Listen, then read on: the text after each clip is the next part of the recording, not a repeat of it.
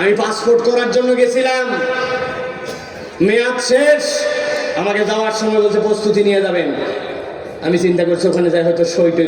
আল্লাহ বলছেন ইয়া আইয়ুহান নাস কদ জাআতকুম মাউইযাতুম মির রাব্বিকুম ওয়া শিফাউন লিমা ফিস সুদুরি ওয়া হুদান ওয়া রাহমাতুল লিল মুমিনিন। আল্লাহ বলছেন এই কোরআন তোমার জন্য আল্লাহর পক্ষ থেকে মাউইযা, এই কোরআন আল্লাহর পক্ষ থেকে তোমার জন্য হুদা, এই কোরআন আল্লাহর পক্ষ থেকে তোমার জন্য শিফা, আর এই কোরআন হচ্ছে কিয়ামত পর্যন্ত মুমিনের জন্য রহমত। সুবহানাল্লাহ। আল্লাহ রাব্বুল আলামিন এই জন্য বলছেন ওয়া ইন্নাকা লাতাহদি ইলা সিরাতিন মুস্তাকিম। আল্লাহ এই কোরআন দ্বারা তোমাদেরকে সিরাতুল মুস্তাকিমের পথে অটল অবিচল রাখবেন কিয়ামত পর্যন্ত। সুবহানাল্লাহ। প্রিয় ভাইরা, দুনিয়ায় সন্ত্রাস, দুনিয়ায় অন্যায়, দুনিয়ায় নানান ধরনের জুলুম, অবিচার, এইগুলা যদি আপনাদের কাছে এখন ওইটার সাথে রিলেট করে আমি প্রত্যেকটা পয়েন্টের আলোকে বুঝাই, 2 থেকে 2.5 ঘন্টা মিনিমাম এটার উপরে সময় লাগবে। আপনাদের এই পরিমাণ ধৈর্য আপাতত নাই, আর আমিও এই পরিমাণ আপনাদেরকে ধৈর্যচ্যুতি ঘটাতে চাই না। তবে 2-1টা উদাহরণ দেই। আপনাদের এলাকায় ওই যে বাজারের মধ্যে দেখলাম একটা বড় সাইনবোর্ড, সাইনবোর্ডের মধ্যে দেখলাম এইরকম করে একটা মহিলার ছবি দেওয়া, বগল কাটা, পেট পিট বাইর করা, আর হাতের মধ্যে এরকম করে একটা দাগ দিয়ে বুঝাইছে যে এই শীতে যদি বাঁচতে চান তাহলে এই মলমটা লাগান। মলমের নাম আর বললাম না, কিন্তু আপনারা জানেন। আমি আপনাদের কাছে একটু জিজ্ঞাসা করতে চাই, শীতকালে শুধুমাত্র মেয়েদেরই হাত পা ফাটে না ছেলেদেরও ফাটে? ঘেরের মধ্যে কি মেয়েরা বেশি কাজ করে না ছেলেরা? মাঠে কি মেয়েরা না ছেলেরা? লবণের খেতে মেয়েরা না ছেলেরা? হার্ড লেবার করে কি মেয়েরা না ছেলেরা? তো ছেলেরা সব বেশি করলো, কিন্তু মলম খালি মেয়েদের লাগাতে বললো। ব্যাপার কি?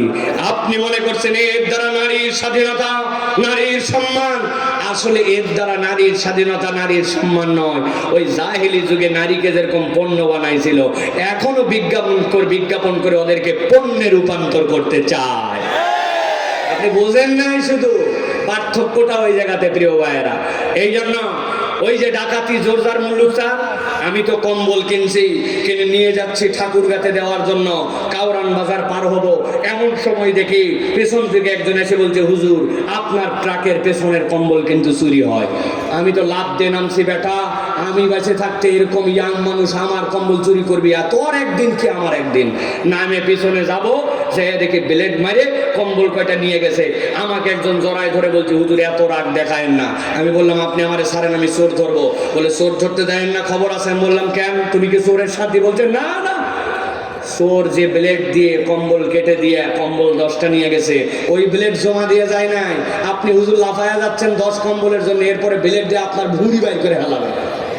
এই ঘটনা হচ্ছে মক্কা শরীফে, তাই তো না ভাই? 1450 বছর আগে। প্রিয় ভাইয়েরা, এই যে জাহালাত, এই যে অন্যায়, এই যে যুগ পরিক্রমায় নতুন নতুন আপনি সমাজ পরিবর্তনের জন্য খেলা দেখালেন, আপনি সমাজ পরিবর্তনের জন্য বিরাট বড় সিসি ক্যামেরা লাগাইছে, সিসি ক্যামেরা লাগায়া চিন্তা করছে দেশকে আমরা উন্নত করে ফেলবো। ভাবছিল না ভাই? আরো বড় বড় ডাকাত তৈরি হয়েছে, চোর তৈরি হয়েছে। আপনি ঠিক বললেও ঠিক, না বললেও ঠিক। করা লাগবে, জন্য কলম নিয়ে যেতে বলছে না? জি না, আপনারাও ভাত খান মাছ খান, আমরাও ভাত খাই মাছ খাই। ওই প্রস্তুতি নিতে বলে নাই, বলছে মাল নিয়ে যাইন। আমি নিয়ে গেছি পাসপোর্ট অফিস দোতলায়, আমাকে খালি ঘুরায় আর ঘুরায়। আমার থেকে মালও নেয় না, আবার কাজও করে দেয় না। অনেক সময় পার হয়েছে, হওয়ার পরে বলছে নিচতলায় চলেন। যেই না নিচে নামতেছি, একটা সিঁড়ি, এরপর একটা ল্যান্ডিং, তারপরে আরেকটা সিঁড়ি। এই মধ্যের সিঁড়ি আর উপরের সিঁড়ির মাঝের যে জায়গা, ওখানে দাঁড়ায় বলতেছে হুজুর টাকা দেন।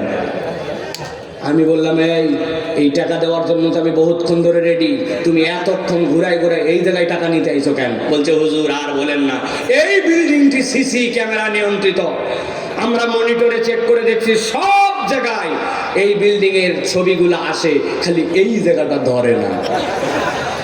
তো যেই জায়গাটা ধরে না ওই জায়গাতে আসছে উনি টাকা খাওয়ার জন্য। সুতরাং আমি আপনাকে বলতে চাই, সব সময় মনে রাখবেন জাহালতের 5টা কারণ। আল্লাহ নবী নবুয়তের পূর্বে এইগুলাকে দূর করতে পারেন নাই। আল্লাহ রাব্বুল আলামিন পরিবর্তনের যে মাধ্যম দিয়েছেন ওইটা আল কোরআন, আল কোরআনের বিধান, আল কোরআনের সমাজ, আল কোরআনের শাসন। আপনি যদি ওইটাকে প্রতিষ্ঠিত করতে না পারেন, আপনার এই সকল চাপাবাজি ডায়লগ কিয়ামত পর্যন্ত চলতে পারে। এই দেশ এবং দুনিয়া কখনো প্রকৃত পরিবর্তন হবে না, ঠিক কি না? আগে ছিল চোরের দেশ, তারপরে হয়েছে ডাকাতের দেশ, ঠিক না ভাই? সাতক্ষীরার লোকের থেকে বেশি কেউ জানে না জুলুমের কষ্ট কি, অত্যাচারের কষ্ট কি, পরিবারহীনতার কষ্ট কি, মিথ্যা মামলার কষ্ট কি, এটা সাতক্ষীরার লোক জানে, ঠিক কি না? অতএব প্রিয় ভাইরা, আমরা আপনাদের কাছে বলতে চাই যে এই যে পরিবর্তন যদি আমরা চাই, তাহলে আমাদেরকে ঠিক ঠিক মনে রাখতে হবে এই পরিবর্তন একমাত্র কোরআনুল কারীম এবং নবী করিম সাল্লাল্লাহু আলাইহি ওয়াসাল্লামের দেখানো পথ এবং পাথেয় দ্বারা সম্ভব। এছাড়া প্রকৃতার্থে পরিবর্তন সম্ভব নয়। বাস, কথা সাফ সাফ প্রিয় ভাইরা। এখন ভূমিকা আপনাদের কাছে শেষ করলাম। আপনারা যদি এখন বলেন যে হুজুর এর আলোকে আপনি কিছু কথা বলেন, তাহলে আমি আপনাদের কাছে কিছু কথা বলতে চাই। রাজি আছেন? আমি আপনাদের এই এলাকায় কখনো আসি নাই, এই জন্য যারা আমার কথা আজকে প্রথম শুনতেছেন তাদের জন্য বলতেছি, ভাই